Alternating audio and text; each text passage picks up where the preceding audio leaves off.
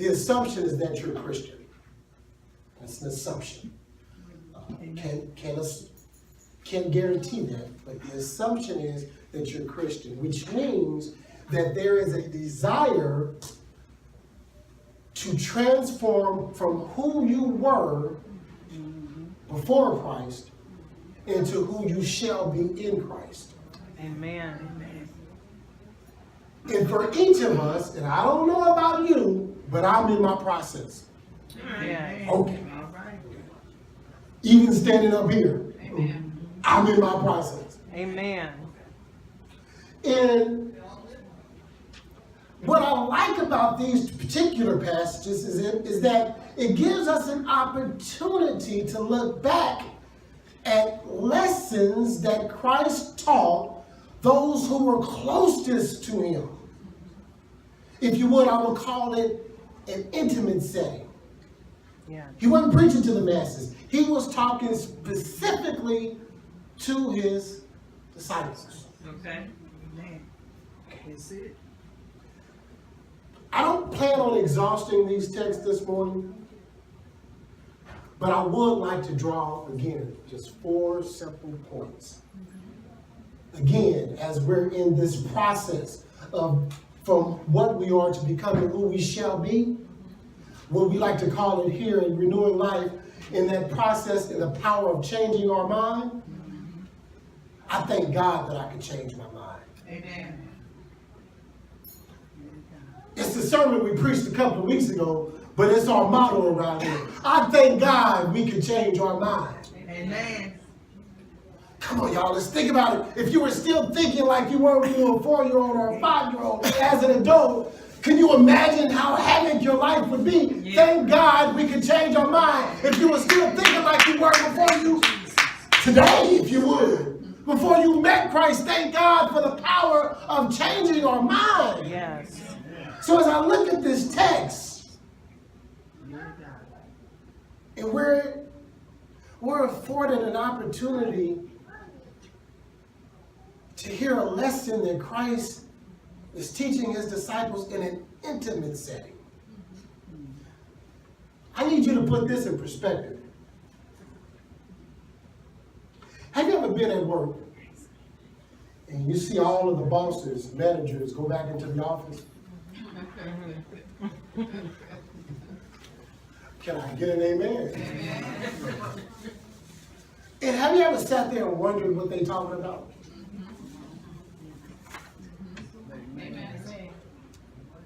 This is kind of the setting.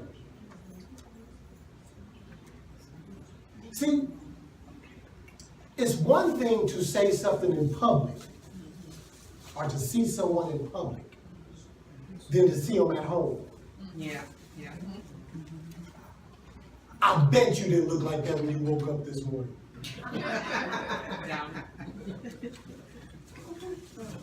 Come on, y'all. Are you getting the picture? So we're getting to see an intimate lesson. Yeah. The inside conversation. Yeah. Not just the public sermons. And thou shalt blah, blah. No. This is, hey man, I'm about to teach you 101, an important lesson. Amen. Thank God Almighty. Yeah. So again, as we're in that phase of changing our mind and letting the mind of Christ be in us, again, it's important to look back at these lessons. And I thank God for the power to change our mind. Because see, once we get the lesson, once we hear the lesson, now the work's on you. Are you going to continue to be, or are you going to transform or conform with the renewing of your mind?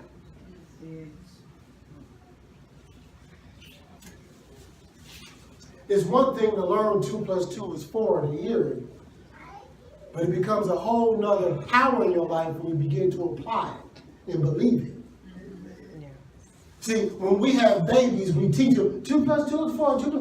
Have y'all seen that video with the little girl on TV?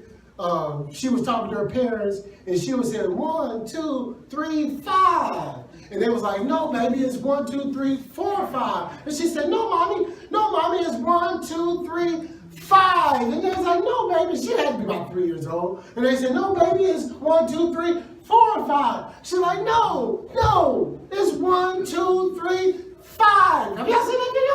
No. Oh man, it's such, you've seen it. It's a cute video. But guess what happens? She got it. She said, then the mommy said, okay, baby, so what about 4? She said, 1, 2, 3, 4, 5. So she got it. So it's one thing to hear the truth, but until you get it, change isn't possible. Because see, she would have stayed stuck on a 1, 2, 3, 5.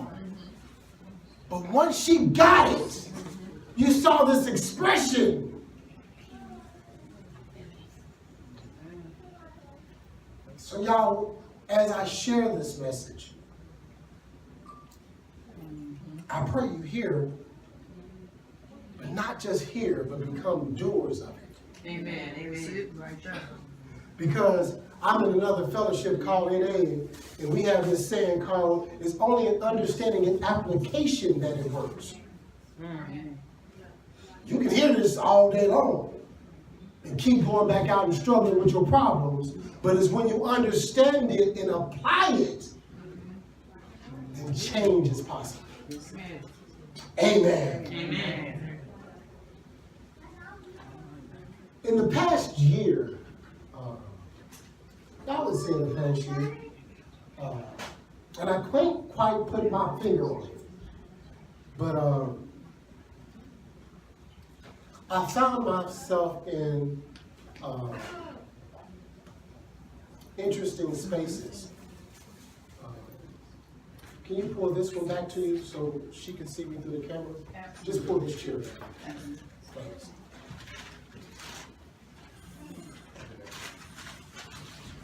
So much. So again, in the past year, I got 20 minutes, 25 minutes, and I got to sit down, so I'm going to rush through this.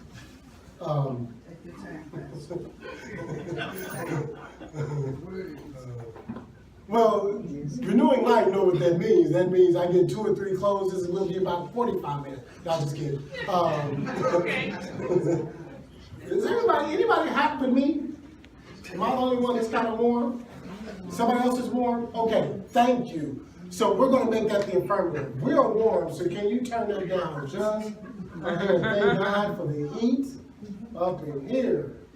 Amen. And we know what that means, because Yes.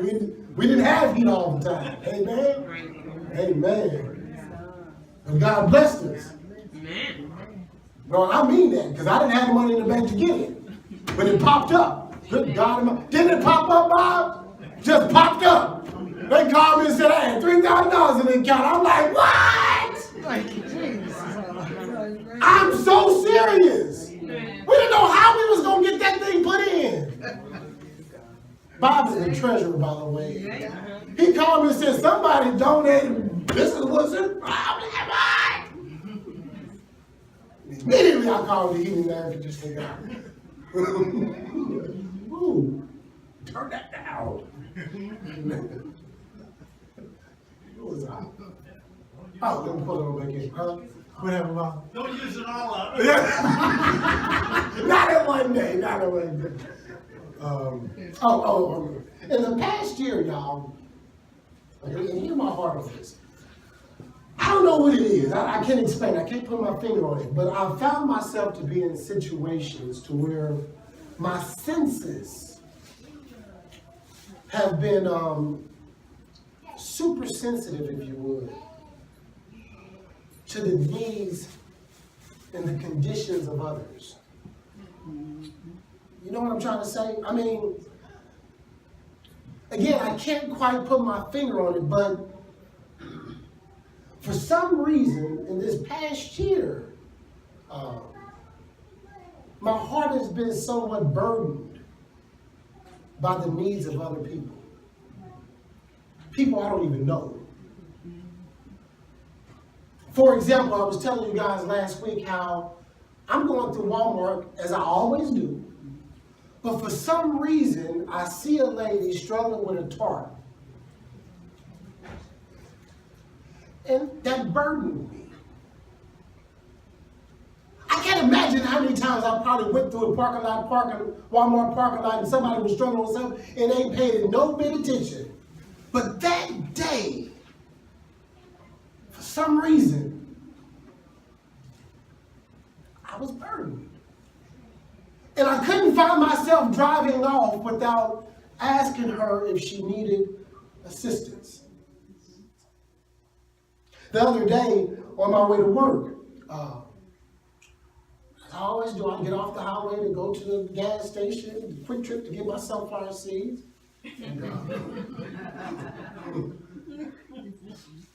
But that day, as I'm exiting, a lady and her child was in a car stranded.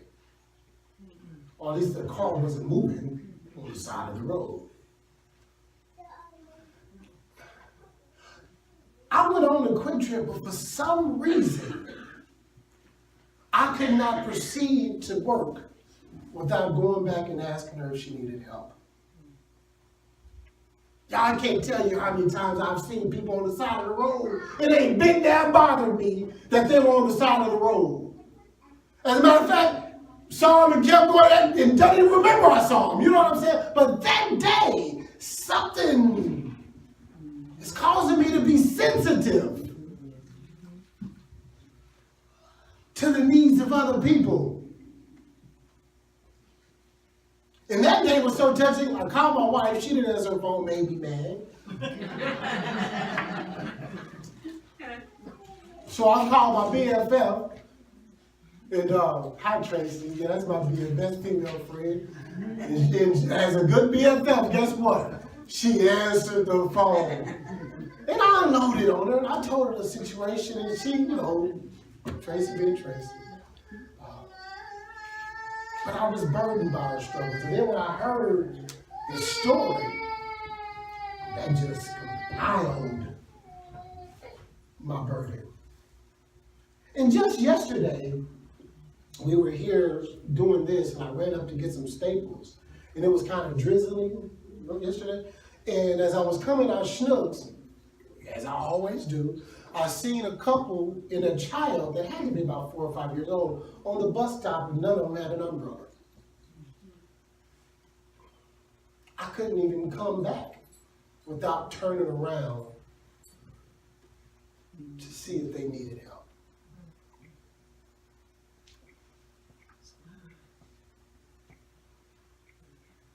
I don't know what's going on. I don't know what God is doing with me. But I somewhat sense, since He's called me to be a pastor, He's preparing me for the job. Yes, He is. Amen.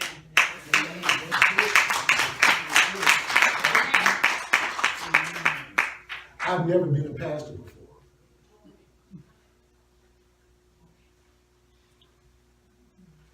I don't think that you can really be trained to do this thing. It has to be something that comes from the inside.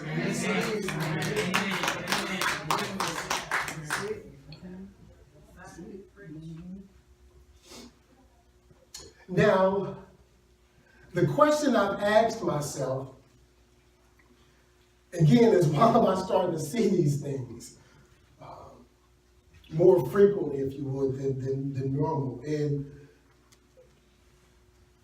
the point I'm reluctant to admit, but perhaps is more likely the case, is that these situations have always been around me. There's always someone hurting.